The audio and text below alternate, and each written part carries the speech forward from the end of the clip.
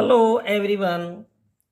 आज हम इंटीग्रल में बीटा और गामा फंक्शन के बारे में पढ़ेंगे। तो सबसे पहले हम लिखते हैं बीटा फंक्शन। अब बीटा फंक्शन क्या होता है? वास्तव में आयलरियन इंटीग्रल होता है।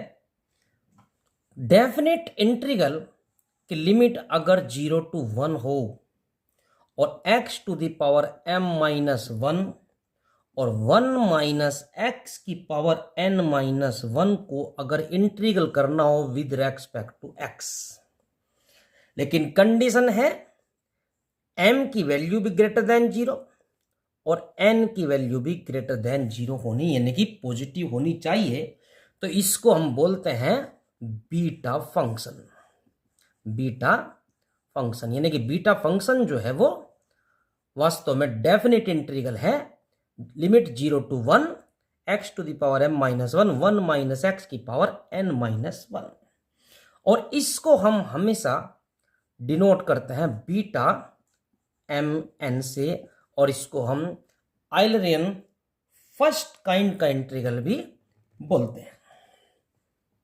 और बीटा फंक्शन पढ़ने के बाद अब हम ये नोट करेंगे बीटा फंक्शन के अंदर सिमेट्री प्रॉपर्टी जो है वो होल्ड करती है। इट मीन्स कि बीटा एम एन जो होता है वास्तव में बीटा एन एम भी हो सकता है, यानी कि इस प्रॉपर्टी को बोलते हैं हम सिमेट्री प्रॉपर्टी। यानी कि सिमेट्री प्रॉपर्टी जो है वो बीटा फंक्शन के अंदर होल्ड करती है। अगर इसको हम प्रूफ करना चाहें तो बीटा एम एन हमने पढ़ लिया है। Limit 0 to 1 x to the power m-1 और 1 माइनस एक्स की power n-1 into d x.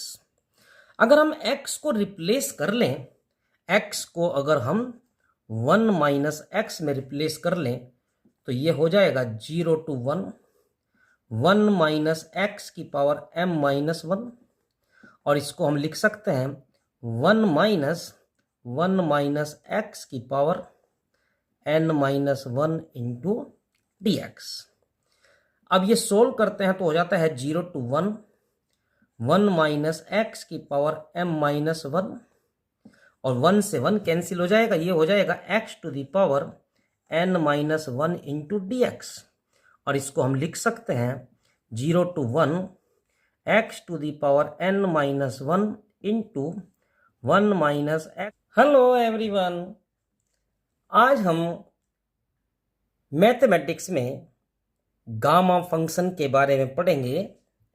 अब गामा फंक्शन होता क्या है, सबसे पहले ये देखना पड़ेगा इसकी डेफिनेशन क्या है। डेफिनेट इंटीग्रल की लिमिट अगर 0 to इन्फिनिटी हो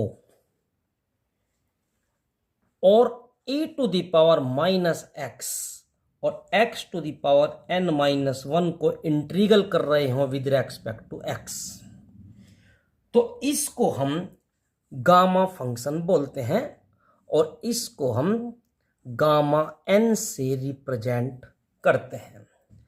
और इसी को ही हम आयलरियन इंटीग्रल ऑफ सेकंड काइंड बोलते हैं। आयलरियन इंटीग्रल जो सेकंड काइंड का होता है ये हम बोलते हैं। अब गामा n पढ़ने के लिए हमें पता होना चाहिए कि गामा n+1 जो होता है वास्तव में वो फैक्टोरियल n होता है, लेकिन n की वैल्यू ग्रेटर देन 0 होनी चाहिए। ये इंटीग्रल भी जब ही होगा जब n की वैल्यू ग्रेटर देन 0 हो। जैसे इसलिए हम अगर कभी n की वैल्यू 0 रखें तो ये गामा 1 हो जाएगा, और गामा 1 जो हो जाएगा फैक्टोरियल 1 यानी कि 1। इसी तरह n की वैल्यू अगर 2 रख दें तो 2 + 1 गामा 3 जो हो जाएगा वो कितना हो जाएगा? ये हो जाएगा फैक्टोरियल 2 यानी कि 2 इंटू 1 यानी कि 2। इसी तरीके से अगर हम गामा 10 भी निकालें तो ये हो जाएगा हमारे पास फैक्टोरियल 9। तो इस तरीके से हम गामा फंक्शन पर बेस क्वेश्चन कर सकते हैं। अब हमारे पास इंटीग्रल हो गया है 0 टू इन्फिनिटी टी की पावर माइनस के 1/2 इंटू ई की पावर माइनस टी।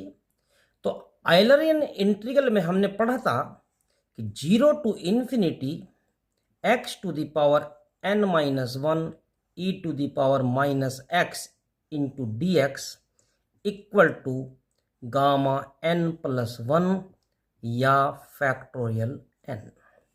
तो इसको हम लिख सकते हैं 0 टू इन्फिनिटी टी की पावर 1/2 माइनस 1 इंटू ई की पावर माइनस के टी इंटू डी टी। अब इस फार्मूले से अगर इसकी कंपेयरिंग कर लें तो ये आ जाएगा हमारे पास 1/2 तो बाहर, और ये हो जाएगा हमारे पास फैक्टोरियल 1/2, और फैक्टोरियल 1/2 जो होता है वो होता है √π/2। इसका रिजल्ट आ जाता है। हेलो एवरीवन, बीटा और गामा फंक्शन में आज हम पढ़ेंगे गामा 1/2 इज इक्वल टू √π क्यों होता है। तो इसके लिए हमें एक फार्मूला देखना पड़ेगा।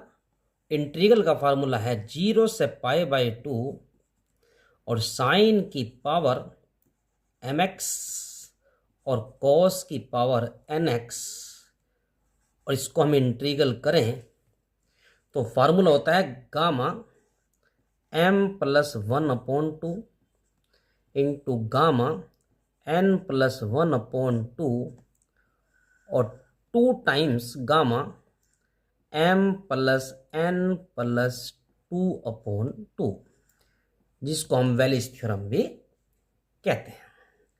अब इस क्वेश्चन को करने के लिए हमें m और n दोनों की वैल्यू को 0 रखना होगा। m और n दोनों की वैल्यू को हम 0 रख देते हैं। तो जब m और n दोनों की वैल्यू 0 रख देते हैं तो ये हो जाता है 0 से π/2, साइन की पावर ये 0 हो जाएगा तो 1, और ये भी 1, तो dx रह जाएगा सिर्फ, और m की वैल्यू 0 रखेंगे तो ये हो जाएगा गामा 1/2, और ये भी गामा 1/2 हो जाएगा, और अपोन में 2 इंटू ये भी 0, 2/2 कितना हो जाएगा 1, यानी कि गामा 1, और गामा 1 जो होता है वो 1 ही होता है। फिलहाल हम इसको गामा 1 ही रख देते हैं। तो ये हो जाएगा गामा 1/2 का होल स्क्वायर,